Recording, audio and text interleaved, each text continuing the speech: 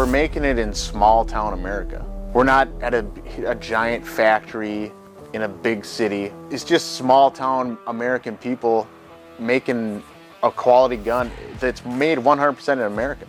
It's all American parts. It's machined locally. It's nice to see Americans producing again. And I think a lot of what we have today is the craftsmanship is all gone. Stuff that's made in America by Americans is just, it's better. And it's who we are.